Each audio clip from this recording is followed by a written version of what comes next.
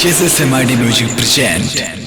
भैया आज के इस युग में बेटी के लोग बहुत समझाता, वही बेटा के जितना प्यार दुलार लोग देला उतना एक बेटे के ना। और यह बात के गाना के रूप में सुनी आप लोग और समझिए गाना के का मतलब बा भैया, एक बार जरूर सुनिए। बेटी बेटा में काहे अंतर कैला भैया, बेटी बेटी बेटा में काहे अंतर कैला भैया। भैले दोनों एक पीर सुना गौआ के वीर माना दुनहुन के बेटी बेटा में काहे अंतर कैला भैया, बेटी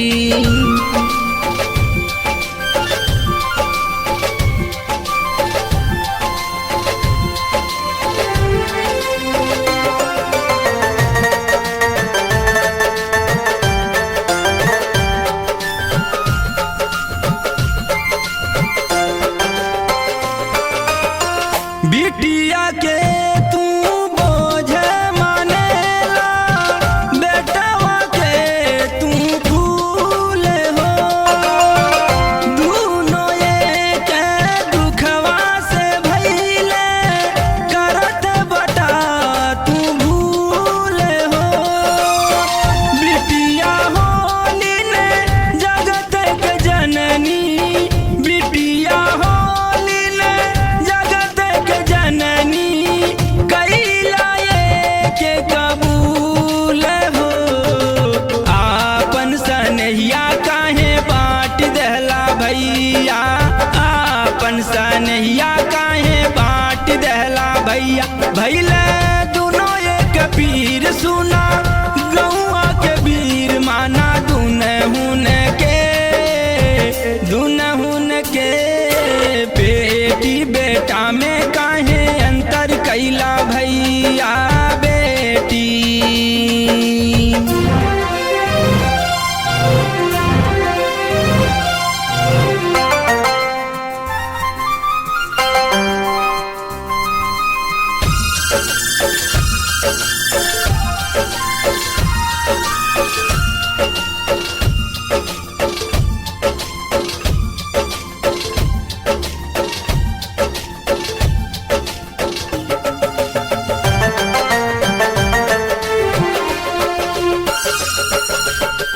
ए बाबू कौन गलती हम कैनी, देते बाटा इतना दुख हो।